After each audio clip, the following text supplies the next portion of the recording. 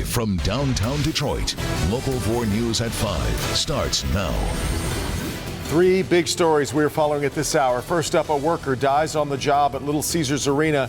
We've got brand new information that's just come in. And the man accused of carrying out a terror attack at Flint Bishop Airport back in court as the defenders uncover new details in the case. But we're going to start with breaking news we continue to follow today. The person of interest in the Danielle Stieslicki case makes his first appearance in court, but in a separate case. And right after that court appearance, Danielle's parents sit down with me for an exclusive interview, their first since the big break in the case. Good evening. A lot of moving parts to this story that are still evolving at this hour. Here's where things stand in the case. Floyd Galloway Jr. appeared in a Livonia courtroom today, charged in an attempted abduction and sexual assault of a woman last September. That was at Hines Park. He's being held on $750,000 cash bond, and we'll have more on these charges in just a moment. But meantime, Rich and Ann Stieslicki are opening up for the first time since Floyd Galloway has been named a person of interest in their daughter's Danielle's disappearance. As you'll see, they're very careful with their words, but hopeful this could be a break in their case they've been praying for. Did you sleep last night? No. I didn't think so. You don't. Every time you think that it's like, okay, we got this, our biggest focus is to keep Danielle's name out in the public. And then you get yanked back again and pulled into the media frenzy. And what a frenzy it's been. 30-year-old Floyd Galloway of Berkeley charged in the attack of a female jogger at Hines Park, also named a person of interest in the disappearance of their daughter Danielle. My initial reaction is scared because that means the outcome of the description of the jogger is something that could be the fate of my daughter. And my daughter didn't get the chance to get out and get help. The Stieslickis say there was a very important reason they didn't attend Galloway's arraignment today. It's not about Danielle at this time. There will be that moment, but at this time it's about that person from Hines Park who made it out alive. The Stieslickis are well aware of who Floyd Galloway is. He used to work as a security guard at the Southfield building where Danielle and Ann worked. Floyd was very friendly and approachable to many, many people in that building. Did you ever talk to him? Absolutely. He would go ahead and watch you walk to your car to make sure that you were okay. Galloway's Berkeley home was also searched after Danielle went missing. A mattress, floorboards, and his car removed. Police did talk to him, but he was never charged. Could both cases be connected? I was happy that they had somebody and were going to be able to take them at least temporarily off the street and start something. It's a direction moving forward. I always say that Danielle had her boundaries, and Danielle was also very graceful. I do this with Danielle in mind, that we need to remain graceful, that we need to go ahead and stay focused. It's not a witch hunt. I want people to be aware that this will go through its legal channels the way it should be appropriately. The Stieslickis also want to remind everyone their case is still open. They still need more tips, more people to come forward. They still need to find Danielle. Now, to the person of interest in this case, Floyd Galloway, it is very important to remember his arrest and charges today are related to a separate case. For that part of our story, let's get to our Sean Lay. He's live in Livonia this evening for the very latest on that. Sean. And good evening, Karen. Here's what we can tell you right now about Floyd Galloway. My sources here in Livonia telling me they are transporting him down to the Wayne County Jail as we speak. Today, here in Livonia, he was charged with a brutal, horrific attack of a woman in Hines Park. Farmington Hills Police also today officially naming Floyd as the person of interest in the disappearance of Danielle Stieslicki. And Floyd Galloway also has interest now in Allen Park. Allen Park taking a hard look at him tonight. Is it a matter of people versus Floyd Galloway? 30-year-old Floyd Galloway is from Berkeley, but is in a Livonia courtroom facing a list of very serious charges that he tried to kidnap and rape a woman who was jogging last fall in Hines Park. His attorney says Galloway is shocked at the charges. Surprised. And as I said before, we'll deal with it in court. We had no idea these charges were coming. Floyd Galloway is a person of interest in the disappearance of Danielle Stislicki.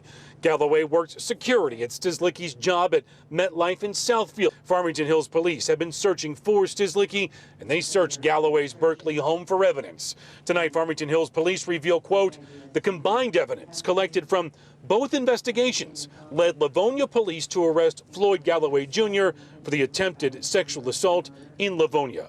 He is not charged in the Stislicki case. I can't believe a law enforcement agency, or at least like to believe a law enforcement agency, wouldn't bring charges based on an open investigation that has never named him publicly. There's more. This is a suspect sketch made after the Hines Park attack last fall. Here's a new suspect sketch out of Allen Park. Investigators there telling Local 4 that a woman was brutally attacked June 10th. And now they're working with Livonia to see if Galloway is involved, sending DNA from that attack to the state crime lab. We know that Galloway worked last summer as a volunteer EMT at Berkeley Fire Department. He was applying for full-time EMT jobs at other suburban departments. He is married and doesn't have any children. And you were saying wife stands by him? Yes, yes she does, yeah. All right, Sean. Well, there was quite a discussion in court today over bond, isn't that right? There was. Police and prosecutors arguing for $1 million bond. They'll have to settle for a $750,000 cash bond. The judge revealed that prosecutors have concerns about what they're calling witness intimidation in this case as it relates to Floyd Galloway. The attorney said he was not familiar with any type of intimidation as it relates to his client. In the meantime, he's on his way to jail. He'll be booked in just a few minutes. It's a $750,000 cash bond. If he is able to make that, Karen, he will be ordered to wear a GPS tether so authorities can keep track of him. All right, thank you, Sean. And we will have much more on this big break in the case, including My Defender's investigation into Floyd Galloway's past. That comes up at 6. Now let's get to new information in what has been one of our most clicked on stories all day on clickondetroit.com. Construction at the Little Caesars Arena stopped this morning after a death on the site. Let's get to Rod Maloney. Though, Rod, they are now saying this does not appear to have been a construction accident. Yeah, that's correct, Devin. It's a very sad situation affecting a whole lot of people. But the bottom line here is that the Detroit Police Department is now investigating this death as a possible suicide. The construction contingent is 1,100 workers strong at Little Caesars Arena, and today tradesmen and women filed out about 5 hours early after a 46-year-old low-voltage electrical worker died on the job. He fell some 75 feet from a catwalk onto the arena floor near the bleacher area. Other workers jumped in to help with CPR. The fire department quickly whisked the man to Receiving Hospital, where he was pronounced dead. While an eerily quiet workforce left contemplating safety concerns, it's likely safety played no part in the incident. Ryan Maibach is Barton Mello Construction's CEO. Can confirm that a serious incident occurred at the job site today. Our thoughts and prayers are with the individual and his family. We are gathering more information, and additional detail will be provided when appropriate. Now, this afternoon, Barton Mallow put out a press release saying that they will have grief counselors on the site there at the construction site tomorrow. The state of Michigan is investigating, has been looking at it all day. And we are also told that IBEW Local 58, where this man worked through, is going to be having a mandatory meeting tomorrow where they can talk about this issue. And of course, they will probably be offering the services of these grief counselors as well, making sure that everybody knows about the situation and then they can carry on with their work. Reporting live downtown, Rod Maloney, Local 4. All right, Rod. Now we've got breaking news this hour from the Macomb County Sheriff's Office. They are looking for this woman who they say kidnapped her 2-month-old baby. Now, it doesn't sound possible to kidnap your own child, but they're saying that Carol Maxwell does not have custody of her son, Terrence, and as a result, an arrest warrant for kidnapping has been issued. The two were last seen yesterday at a home in Harrison Township.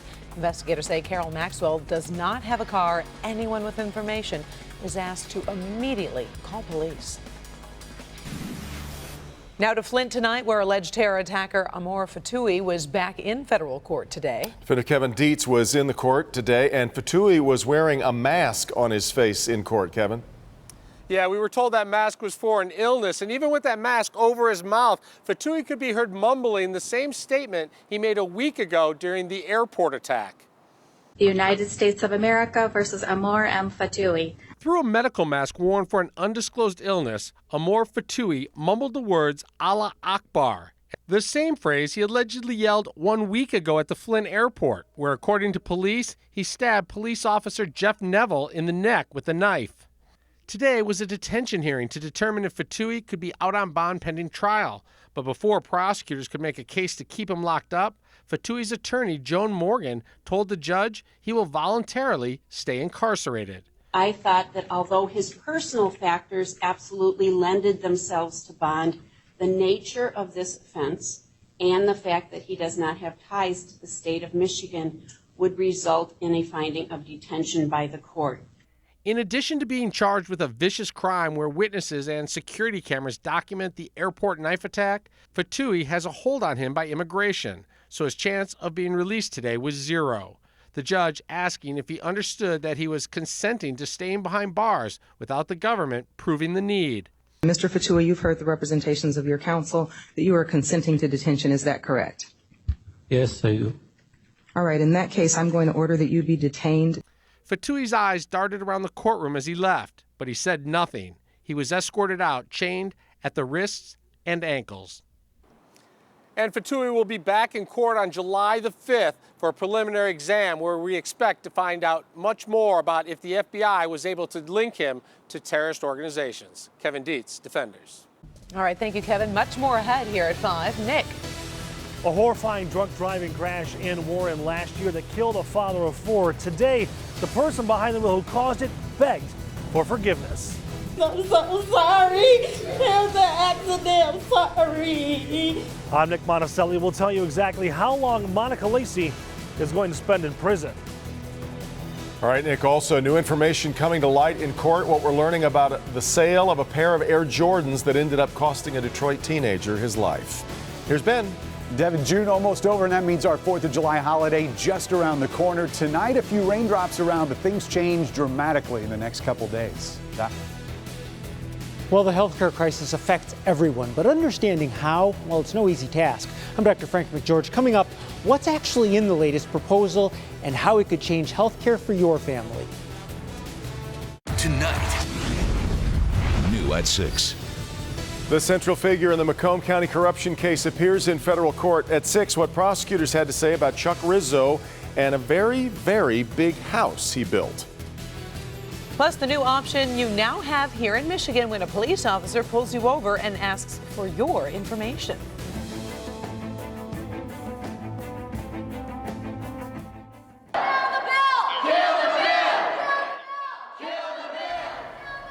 Police making arrests today inside the U.S. Capitol. This is video from the area of the office of Florida Senator Marco Rubio.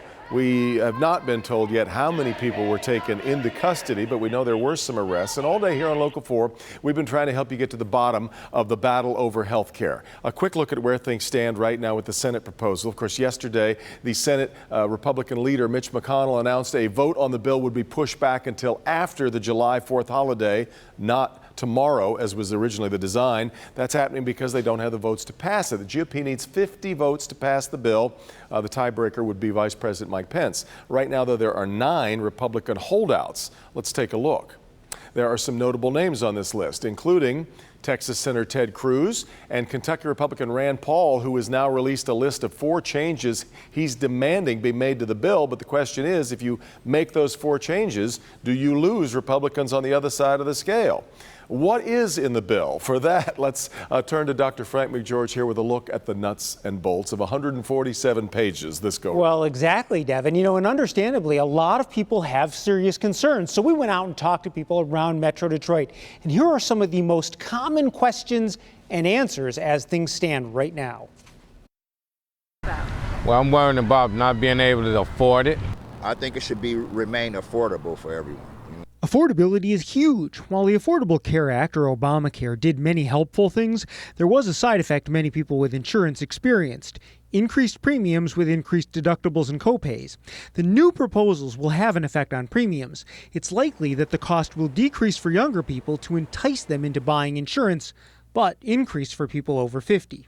My concerns are that it won't cover women's health especially abortion and birth control issues. Under the Affordable Care Act, Planned Parenthood services were largely covered. Under the new plans, there would be a one-year block on federal Planned Parenthood funding. Coverage under private insurance could be determined on a state-by-state basis. We definitely hope what survives is the requirement that insurance companies accept you regardless of pre-existing conditions. Currently under the Affordable Care Act, coverage cannot be denied or cost more because of a pre-existing condition. The House bill would allow insurers to charge more or exclude some people with pre-existing conditions. The Senate bill does not do that, but it allows states to waive or change coverage for medical conditions, and that would allow insurers to exclude coverage for them. I guess like everybody else, I'm kind of leery and kind of frightened. And one thing that's bothered me the most, I have a daughter that's disabled and she's on Medicaid. And I would hate to have that taken away from her. My mother's getting older. She's in her 80s now. So her health care, even the Medicaid, for her, they're changing it. And I don't know if they're changing it so it can help. The Affordable Care Act expanded Medicaid for people in general and specifically to people with disabilities and for mental health services. The newly proposed bills would significantly cut federal Medicaid funding over a period of years. In Michigan, that could trigger an immediate decrease in Medicaid coverage. Now, health policy experts say it is the proposed cuts to Medicaid that could hurt the most here in Michigan. So we are joined by Help Me Hank. And Hank, you've got a closer look at that aspect. Yeah, in fact, at 5:30, we're going to take a close look at the Medicaid issue and how it could affect thousands of people living here in Metro Detroit, especially those who are considered low income. This Medicaid expansion is why you've seen governors getting so involved on this debate. A puzzle with so many pieces, and of course the puzzle keeps changing day by day. Our coverage of the healthcare crisis continues, so stay right here. Karen? All right, in the weather pod with Ben, hanging out, talking about raindrops. They could be coming. They could be, but you have been over here demanding that we get rid of this cold air. And you know what? You're delivering it so much nicer today. It is, and we're going to keep stair-stepping up as we get into the holidays. So 4th of July is actually going to feel like it, but until then, yeah, we got a couple drops around tonight. It's Thursday and Friday that we're really concerned about. That's when the severe storm threat starts rolling in, so we'll talk timing on this coming up, but does look like it's going to end up being a pretty typical 4th of July by the time we get to Tuesday of next week. And things are going to be dry at the ballpark tonight. Very comfortable, too. Look at the current numbers out there. Mid-70s generally across the area. A little bit of a breeze. It's coming out of the south, but the humidity so far is low. Even though we're in the 70s now, you can see what's coming our way for tomorrow. Those low and mid-80s that are hanging out in central Illinois are making their way up here. That's where the humidity is, too, and we'll start feeling that tomorrow. Pretty much after lunch, those dew points will start making their way into the mid-60s, so it's going to be a muggy finish to tomorrow. And all that together is going to be fuel for these thunderstorms that we're going to be watching on Thursday. Now, tonight, everything has started to dry out as it moves to the east, so there still may be a couple raindrops. In fact, our west zone is getting a few of those right now. There's more thunderstorms trying to pop out here, but I think a lot of this stuff is going to go through our north zone pretty much over in the evening and overnight, and a lot of those storms again are going to weaken, so this is mostly going to be rain. Once we get into tomorrow morning, we start out dry. Once we head into the afternoon hours, we could be seeing another round of thunderstorms. This model particularly showing maybe around noon could see some activity, but it's really the afternoon and evening that we're focused on the potential for strong storms. Friday looks like an even more likely chance of severe weather, and this is as we get into the 6 p.m. hour, we'll have a line of thunderstorms come through here. Gusty winds and possibility of some small hail with that as well. 66 tonight, scattered showers, again, possibly a rumble of thunder, but those south winds at 10 to 20 around tonight, so it's not going to be quite as cool as we wake up tomorrow morning. High temperatures a stair step up from what we had today with those mid-80s in our metro zone. Not a whole lot of difference across the area. We'll see mid-80s down here in our south zone as well. In fact, everybody will be in the 80s for highs. 83 in Flint, 84 in Ann Arbor, and even in our north zone, which is typically a little bit cooler, the coolest number up there, 81 in Marlette and also in North Branch. In fact, the 80s are going to stick around all the way through Wednesday in the 7-day forecast. And there's one day where we're not anticipating wet weather, and that's going to be Sunday. Even though Saturday and Sunday look like a mostly dry stretch, those chances do get a little bit better there on Monday and Tuesday. So if you're celebrating the 4th here in town, be prepared with umbrellas for picnics. Always, yeah. Thank you, Ben. Well, it is a new push to keep Detroit seniors safer. Ahead here at 5, we'll show you what community leaders want installed at senior centers across the city. But first, federal agents raid a Royal Oak business. Why? That's next. A search warrant is executed in Royal Oak. Take a look. This was the scene earlier today as the Affordable Lab on Crooks Road near Northwood Boulevard. Special agents and task force officers with the Department of Homeland Security began that raid at about 7 o'clock this morning. Officials say the warrant is connected to another search warrant that was executed on Detroit's east side. One man is killed and another critically injured after a gunman opens fire while both men are sitting on a porch. The shooting happened this afternoon on Marlborough Street near Chandler Park Drive on Detroit's east side. Police say the suspect ran onto the porch and shot both men. Detroit police are searching for the shooter, who was wearing all blue with a white T-shirt tied around his face.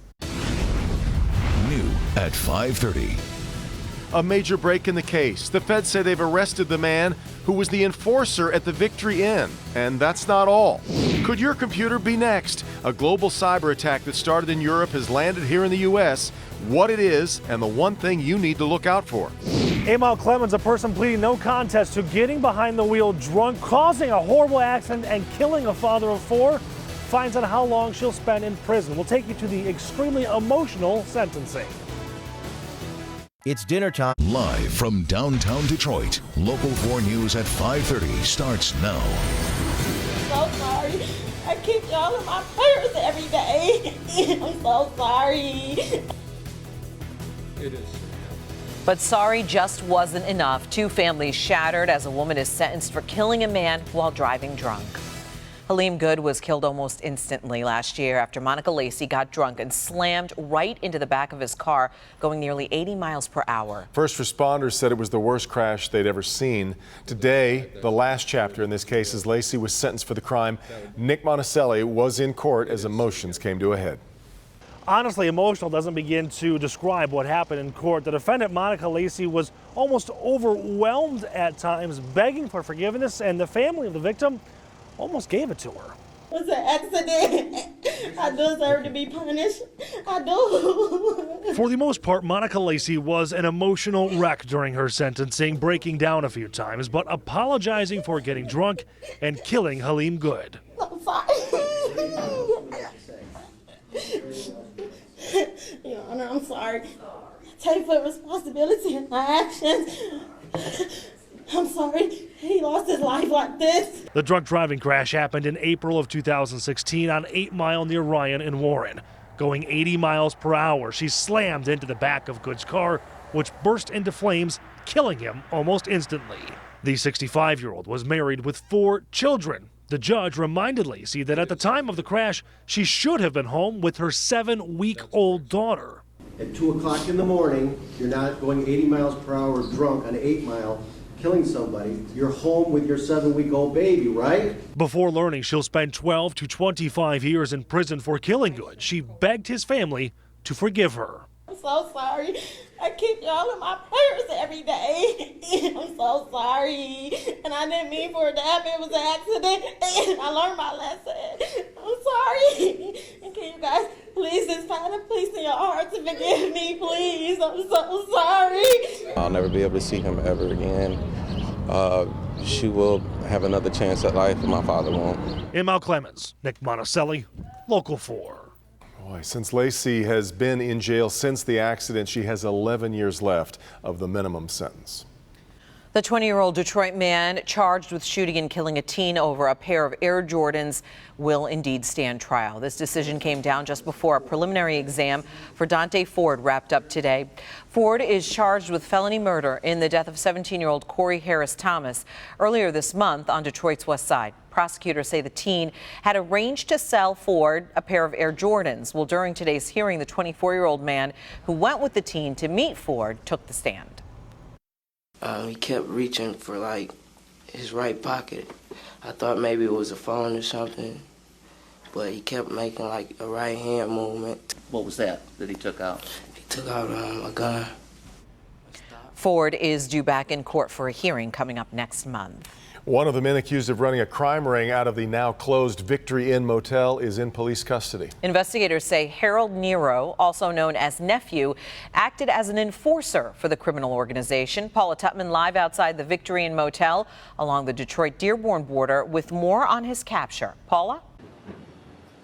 Hi, guys. Yeah, I was in court today. I'm now holding the 16-page indictment. There are 6 names on it, and then there was one.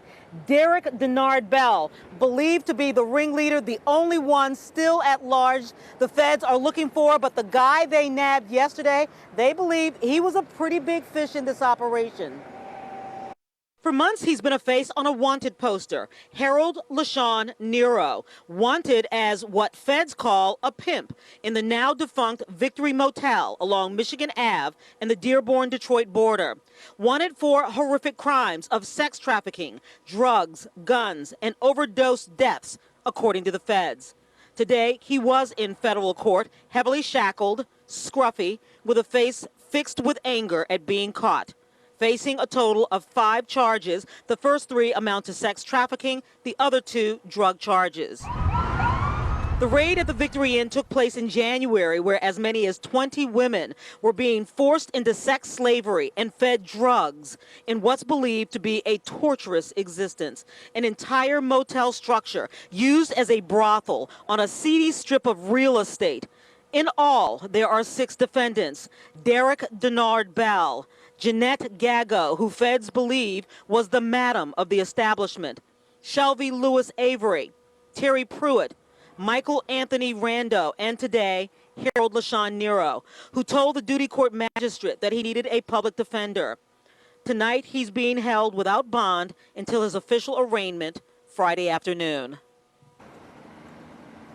And you can see since that January raid, this building has now been relegated to pretty much a side of the road eyesore, but again, some pretty serious charges coming from what police and feds believe was happening right inside. They believe that these 6 ran basically a criminal enterprise, leasing, renting, selling drugs, selling bodies. Again, they're still looking for Derek Denard Bell, but they are definitely closing in on closing this ring and getting these guys to prosecution. Back to you. Yeah, quite an operation. All right, thank you, Paula. A group of senior citizens say they feel vulnerable and they would like for their building to be considered for Project Greenlight. Of course, Project Greenlight lets Detroit police monitor locations in real time as they try to help fight crime. It's been proven to be pretty helpful. And seniors living at the Parkview Towers on Detroit's east side say they are often targets of crime and they need extra police protection. For as your management company, I feel like if they will help participate in this Greenlight project, this will help the safety and make us feel more comfortable in our building and in our home. And those interested in the Project Greenlight can subscribe and join the program, but unfortunately right now there is a waiting list for it. Today, Dan Gilbert crashed the Chicago Cubs celebration at the White House. While the president was meeting with the World Series champs, he invited Gilbert to come up and take a picture while he posed with the team. Gilbert later tweeted that he was at the White House to meet with the president and to update him on the progress that's occurring in both Detroit and Cleveland. We're following stories from across Michigan tonight. Let's start in Flint. The state of Michigan suing the city. They're alleging that the Flint City Council's failure to approve a recommendation to buy water long-term from a Detroit area system is endangering a public that's already been troubled, of course, by lead-tainted water. The lawsuit was filed today in federal court. The State Department of Environmental Quality had previously threatened legal action if the council didn't approve Mayor Karen Weaver's recommendation or a reasonable alternative by Monday. And now tonight we know why a deck collapsed in Port Sheldon Township, which is north of Holland. The collapse happened on June 15th at the Weaver House in Pine Bend Park. Between 20 to 30 people were on that deck at the time. 2 people ended up in the hospital. 12 others had to be treated there at the scene. An inspection has found the deck was built with unsuitable material, which caused it to collapse. The beams of the deck were also made with laminated veneer lumber, which is not designed, by the way, for outdoor use. Right now, firefighters are battling more than 20 wildfires across 7 states out west. Many of the fires have been burning for several days now. This stretches from Texas to Oregon. Huge swath of the country. Hundreds of families have been forced from their homes, while tens of thousands of acres have been burned. The worst of it is reportedly right now in Utah, where more than a dozen homes have been destroyed. You feel so bad for the ones that have lost already. I just can't believe it.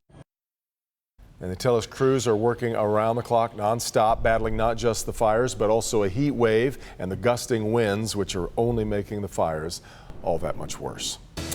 Safe to say the woman you're about to meet has a very healthy appetite. Coming up new tonight, the amazing feat she pulled off that'll have some of you amazed and maybe others a little grossed out. So, also a monument destroyed less than 24 hours after it was put up. What it is and why some say it should have never been there in the first place. Hank? And Devin, Sandra, the biggest impact of proposed changes to health care, major cuts to Medicaid. What does that mean for you and your family? Much more right after the break.